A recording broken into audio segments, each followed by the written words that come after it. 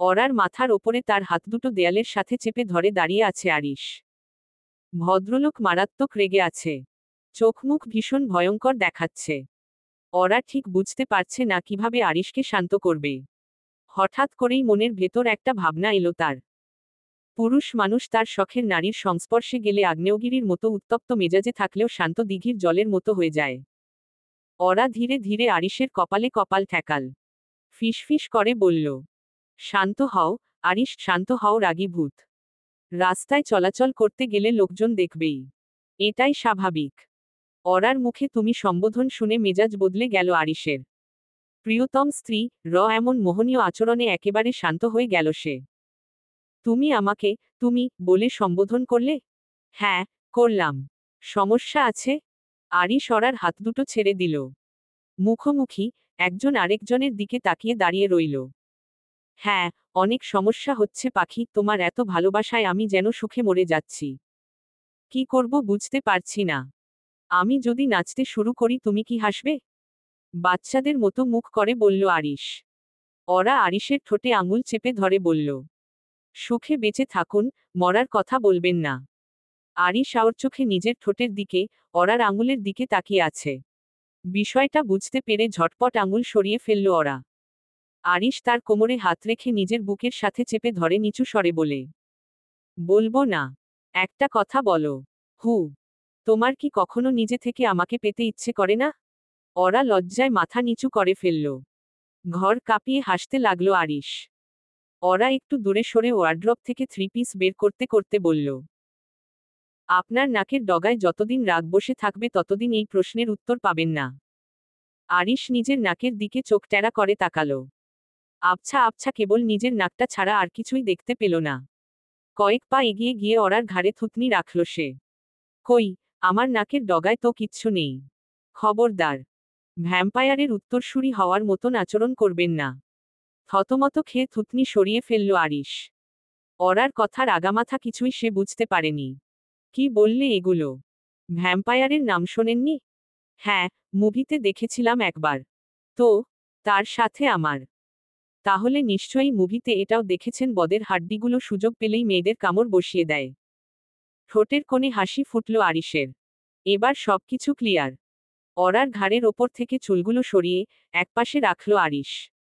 তারপর মৃদু করে ঠোঁট ছুঁয়ে দিল সেখানে। অরা চোখ বন্ধ করে ফেলল আবেশে। কিন্তু বেশিক্ষণ সেই আবেশ স্থায়ী হল না। তীব্র যন্ত্রণা অনুভব হতে লাগল।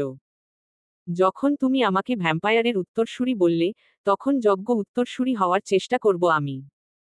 অরা আরিশকে মৃদু ধাক্কা দিয়ে দূরে সরিয়ে ফেলল। আজকে সত্যি অনেক ব্যথা পেয়েছে সে। আপনি একটা। ধুর, ভাল্লাগে না। অরা দ্রুত পা চালিয়ে জামাকাপড় বদলে নেওয়ার জন্য ওয়াশরুমের দিকে চলে গেল। আরিশ মিটিমিটি হেসে যাচ্ছে কেবল। বলতে গেলে সেভাবে অরাকে কখনো রাগ করতে দেখেনি। আজকে তাই অরাকে রাগানোর সুযোগটা হাতছাড়া করল না আরিশ। গত দুদিন ধরে খান বাড়িতে শুধু বিয়ের কেনাকাটাই চলছে। চারদিকে ব্যস্ততা, হাসি আনন্দে মুখর পরিবেশ। তাসলিমা খাতুনের সঙ্গে কথা হয়েছে সাবিহার আগামী সপ্তাহেই দেশে ফিরবে সে। আর ঠিক তাতেই চূড়ান্ত হয়েছে তামান্না আর তালহার বিয়ের দিনক্ষণ। সবাই উৎসবে মেতে উঠলেও নয়নার মনটা যেন কোথায় হারিয়ে থাকে। চারপাশের রঙিন আলো, সেজেগুজে ঘোরাঘুরি, খুশির হইচই, সবই ঠিকঠাক, তবুও তার ভেতরে যেন একটা অদৃশ্য শূন্যতা বসে আছে। কেউ টের পায় না, কিন্তু নয়নার দৃষ্টিতে মাঝে মাঝেই এক রকমের বিষণ্ণতা ভেসে ওঠে। ব্যাগপত্র গোছগাছ শেষে বিছানায় সোজা হয়ে শুয়েছে সাবিহা। মনটা আজ দারুণ ফুরফুরে লাগছে তার। কতগুলো মাস পর সবার সাথে দেখা হবে। ঠোঁটের কোণে হাসির রেখা সাবিহার। হঠাৎ মেহরাবের কথা মনে পড়ল। ভদ্রলোক নিশ্চয়ই তার দেশে ফেরার খবর শুনে আনন্দিত হবে। এসব ভাবতে ভাবতে ফোন হাতে নিয়ে মেহরাবের নম্বরে কল করল সাবিহা। পরপর দুটো রিং হতেই কল রিসিভ হলো। এক নজরে সময় দেখে নিল সাবিহা। বাংলাদেশে এখন গভীর রাত। নিশ্চত মেহরাবের ঘুম ভাঙিয়ে দিয়েছে ভেবে কিছুটা অপ্রস্তুত হয়ে গেল সাবিহা। হু, বলো। মেহরাবের এমন কথায় ঠিক কি বলবে বুঝতে পারছে না সাবিহা। কিতক্ষণ চুপচাপ রইল সে, তারপর গলা খাকারি দিয়ে বলল, আসলে আমি খেয়াল করিনি। এখন অনেক রাত, মানে বাংলাদেশে এত রাত হয়েছে খেয়াল করিনি। খেয়াল করলে কি আমাকে কল করতে না, সুন্দরী? So bad. মেহরাব ঘুমের ঘোরেই ফোনে কথা বলছে। সেজন্য কথাগুলো কেমন জড়িয়ে যাবার পাশাপাশি অদ্ভুত লাগছে সাবিহার। সচরাচর মেহরাব এমন গলায় কথা বলে না। আপনার ঘুম কাটেনি? এখন রাখছি, পরে কথা হবে। আমি আগামীকাল সকালে ফ্লাইটে ওঠার প্রস্তুতি নিচ্ছি। দোয়া করবেন। দোয়া তুমহারে লিয়ে অল টাইম দোয়া। মানে দোয়া করি সাবিহা। মেহরাব ভুলভাল বকছে শুনে খিলখিল করে হাসতে লাগলো সাবিহা। Okay, bye. হু হু হু। কল কেটে নিজে থেকেই হাসতে লাগলো সাবিহা। কতদিন পর এমন প্রাণখোলা হাসি এলো জীবনে। বাড়ি থেকে দূরে সরে সাবিহা একটা বিষয় বুঝতে পেরেছে, ভালোবাসা মানুষ কাছে থাকুক কিংবা দূরে তারা সব সময় আমাদের হৃদয় থাকে। এই যে এতদূর এসে থাকছে সাবিহা, তবুও তো মা, ভাইকে প্রতি সেকেন্ড মিস করে যাচ্ছে সে। অরার আর ভার্সিটি যাওয়া হচ্ছে না। আরিশ কিছুতেই অরাকে চোখের আড়াল করতে পারবে না। সেজন্য অনলাইনে ক্লাসসহ বাড়িতে বসে পড়াশোনা করতে যা যা দরকার তাই করতে রাজি আছে আরিশ। এত ঝামেলা পুহিয়ে পড়ার থেকে ঘর সংসার সামলানোই ভালো বলে ভাবছে ওরা। কিন্তু আরিশ বরাবরই খামখেয়ালি, জেদি প্রকৃতির মানুষ। তাই তার ইচ্ছেতে বাড়ি থেকেই পড়াশোনা চালিয়ে যাচ্ছে ওরা। তোমার কি মনে আছে, ভাইজান কি বলেছিলেন? বিছানা গোছানো শেষে স্বামীর সামনে মুখোমুখি বসলেন রোকসানা মল্লিক। সোলাইমান ফোনের স্ক্রিনে তাকিয়ে আছেন। হ্যাঁ গো, সব মনে আছে। কিন্তু ও বাড়িতে তালহার বিয়ে লাগলো বলে, তার মধ্যে তো ওরা বাড়ি থেকে থেকে হতে পারবে না। দেখি ভাইজান ঠিক কবে বিয়ের তারিখ ঠিক করেন। ঠিক আছে, আমি এমনি মনে করিয়ে দিলাম। অনেক রাত হয়ে গেছে, ঘুমাও। হু। গ্রীষ্মের তাপদাহ শেষে যখন বর্ষা আসে, প্রকৃতির মধ্যে এক ধরনের প্রশান্তি নেমে আসে। ঝিরঝির বৃষ্টি পড়ে ছাদের ওপর, জানালার কাছে, মাটির গায়ে সবখানে। গাছপালার ধুলো ধুয়ে গিয়ে তারা হয়ে ওঠে টাটকা সবুজ। পথঘাটে জমে ওঠে কাদামাটি, কোথাও বা ছোট ছোট জলাধার। রাস্তায় হেঁটে যাওয়ার সময় চটাস চটাস শব্দ তুলে ভিজে পড়ে থাকা পাতাগুলোর ওপর দিয়ে হেঁটে যায় পথচারীরা। গন্ধে ভরে ওঠে চারপাশ, ভিজে মাটির গন্ধ, যেন হৃদয়ের গভীরে গেঁথে বসে। সন্ধ্যার পর বাতাসটা আরো শীতল হয়ে আসে, বৃষ্টির ফোঁটা ছুঁয়ে দেয় জানালার পাশে বসে থাকা কোনো ভাবুক মনকে। জানালার পাশে দাঁড়িয়ে আছে ওরা। বাইরে টিপটিপ বৃষ্টি হচ্ছে। রাত কম হয়নি, 10টা ছুঁই ছুঁই। তবে আজকে আরিশের অফিসে গুরুত্বপূর্ণ কিছু কাজ আছে। সেজন্যই দেরি হচ্ছে ফিরতে। আজকে হুট করে ওরার শরীরটা কেমন খারাপ লাগছে। আরিশকে জানালে অতিরিক্ত চিন্তা করবে ভেবে কিছু বলেনি। দুদিন পর তামান্নার সাথে তালহার বিয়ে। কত কাজকর্ম। নিজের হাতে সব কাজ না করলেও বাড়ির বউ হিসেবে কিছু দায়িত্ব তো থাকেই। তপ্ত নিঃশ্বাস ছাড়ল ওরা। ধীর পায়ে এগিয়ে গিয়ে বিছানায় বসল। ভাবি, আসবো? আকস্মিক তামান্নার গলার স্বরে চমকে উঠল ওরা। তবে পরক্ষণেই নিজেকে স্বাভাবিক করে নিয়ে প্রত্যুত্তরে বলল সে। হ্যাঁ এসো, আপু। তামান্না ধীর পায়ে রুমে ঢুকে দাঁড়ালো। ওরা ইশারায় বসতে বলল। আপনার কি শরীর খারাপ ভাবি? আজকে কেমন ফুরবল লাগছিল আপনাকে। মনে হয় রক্তশূন্যতা বৃদ্ধি পাচ্ছে আপনার। ওরা এক গভীর দীর্ঘশ্বাস ফেলল। ক্লাস 10 থেকেই এই সমস্যা, অ্যানেমিয়া।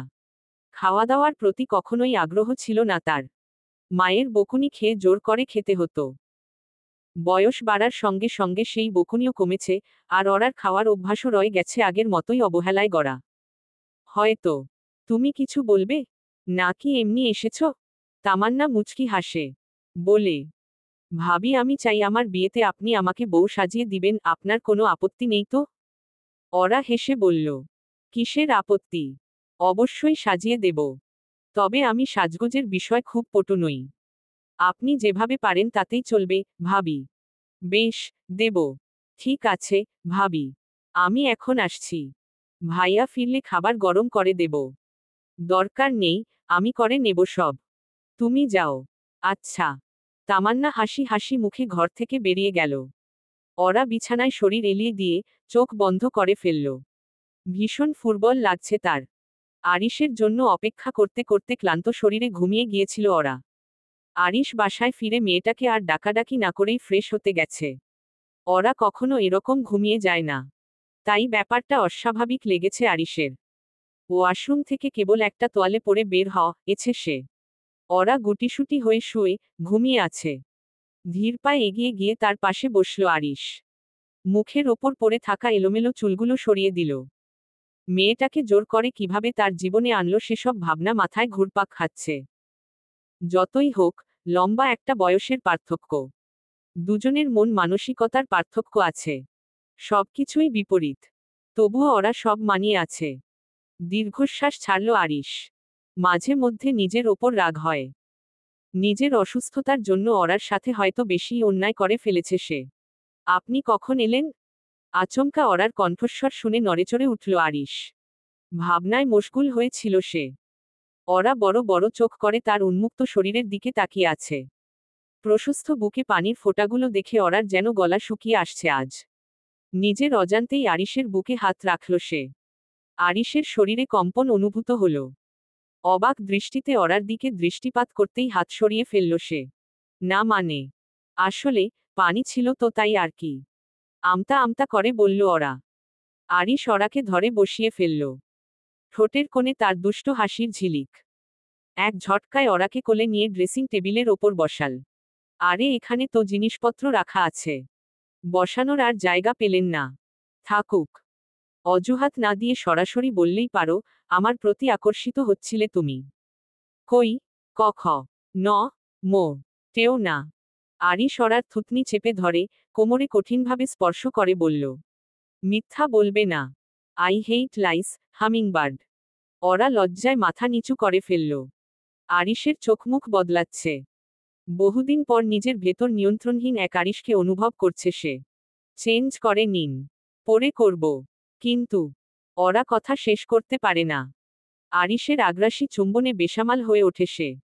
একদিকে যন্ত্রণা, অন্যদিকে ভালোবাসার সুখ, দুই অনুভব করতে থাকে ওরা। আরিশ যখন তাকে মুক্ত করে তখন ঠোঁট থেকে শুরু করে গলা, ঘাড়ে মৃদু জ্বলুনি টের পায় ওরা।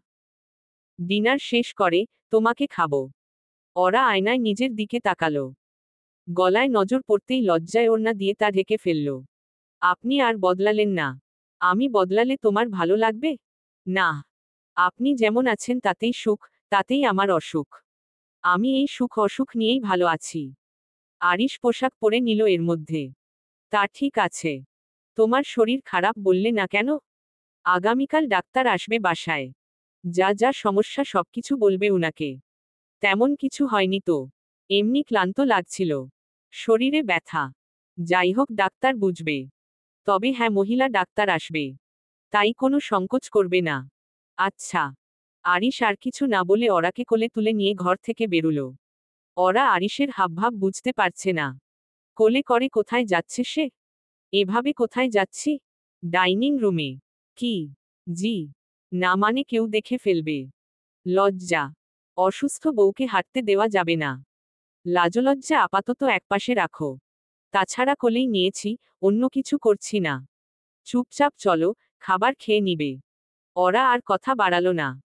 কারণ আরিশ বরাবরই জেদি, একরোখা মানুষ। যা বলে তাই করে।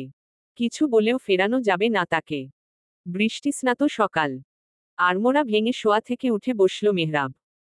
হাই তুলতে তুলতে ফোন হাতে নিয়ে ঘাটাঘাটি করে দেখল গতকাল রাতে সাবিহা কল করেছিল। চমকাল মেহরাব। কল দিল কখন? আর রিসিভও তো হয়েছে। তার মানে সে ঘুমের ঘোরেই সাবিহার সাথে কথা বলেছে কলে। কিন্তু কি বলেছে সেসব তো মনে নেই। তড়িঘড়ি করে সাবিহার নম্বরে কল দিল সে। কিন্তু কল ঢুকল না। নম্বর বন্ধ বলছে। চিন্তায় পড় গেল মেহরাব। হয়তো ঘুমের ঘোরে এমন কিছু বলে ফেলেছে যার জন্য মেয়েটা রাগ করেছে। এমনিতেই সাবিহার রাগ বেশি। দীর্ঘশ্বাস ছাড়ল মেহরাব। কি করবে এখন তাই ভাবতে লাগল।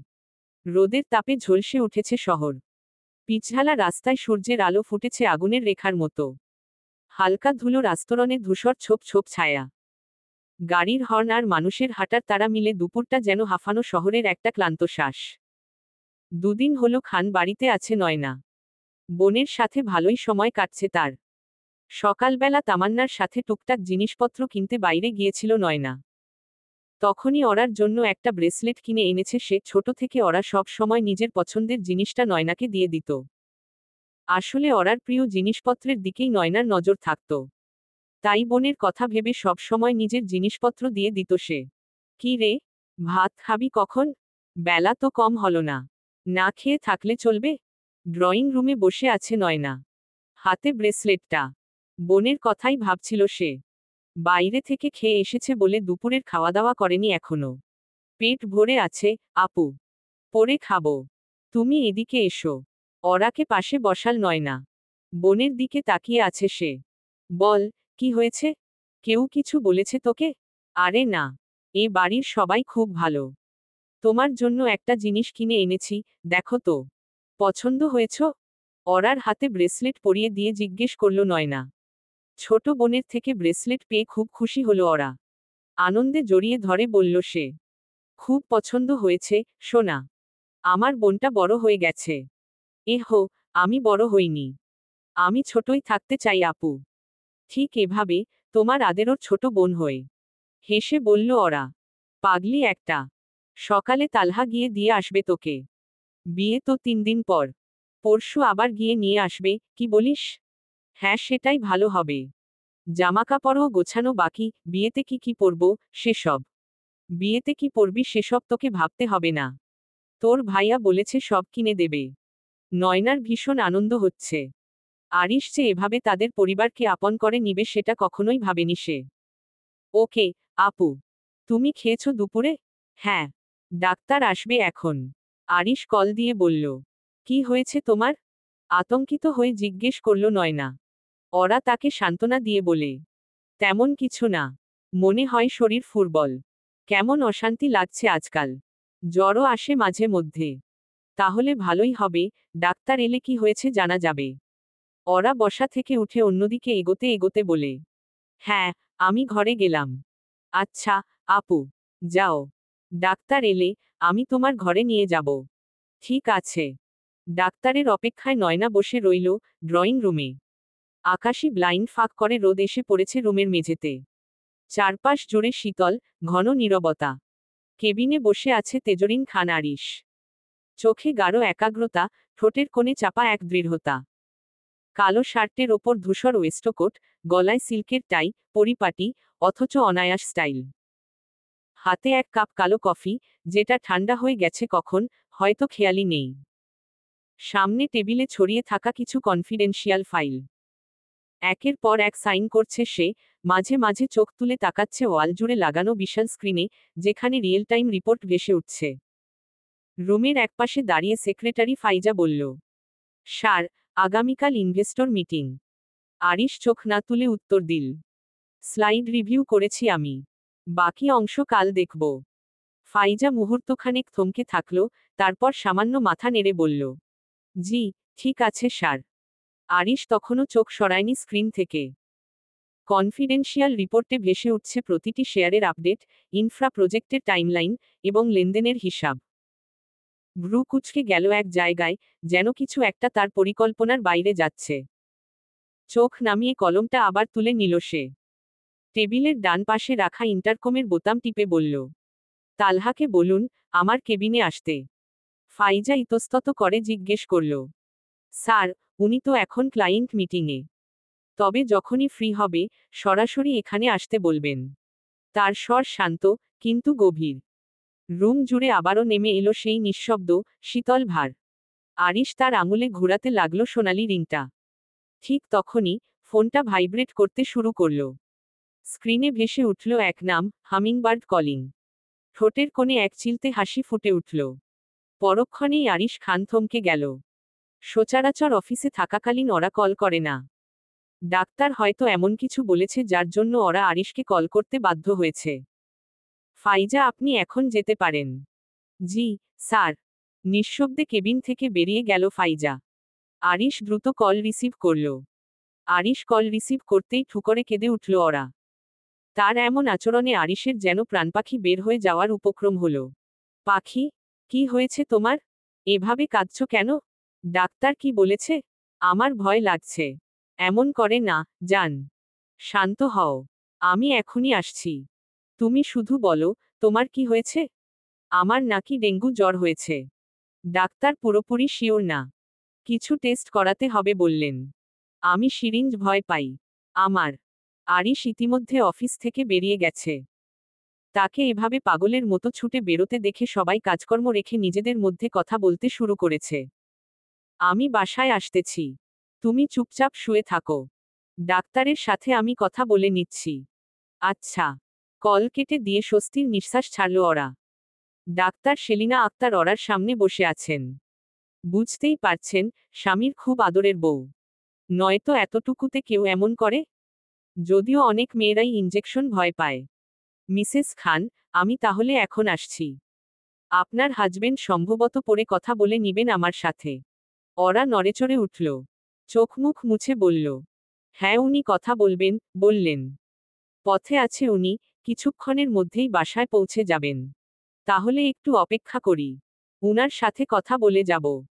আগামীকালই টেস্টগুলো করতে হবে। মনে হচ্ছে, দীর্ঘদিন ধরেই ডেঙ্গুতে ভুগছেন। দ্রুত চিকিৎসা নিতে হবে। ওরা চুপ করে রইল। স্যালাইন, ইঞ্জেকশনে খুব ভয় তার। শেষমেশ সে সবই জুটবে তার কপালে। এটা ভাবতেই মনটা খারাপ লাগছে তার। সামনে বাড়িতে বিয়ে। এখন যদি সে অসুস্থ হয়ে পড়ে থাকে তাহলে কি চলে? মিসেস খান একটা কথা বলবো? হুম, বলুন। আপনি খুব ভাগ্যবতী। আপনার স্বামী আপনাকে হয়তো মাথায় তুলে রাখে। মাথায় তুলে রাখে না, কোলে তুলে রাখে সারাক্ষণ। তার রাগ, শয়তানি সম্পর্কে তো জানেন না, তাই এমন বললেন। মনে মনে কথাগুলো আওড়াল ওরা, তবে মুখে কিছু বলতে পারল না। কেবল মুচকি হাসল। চলবে।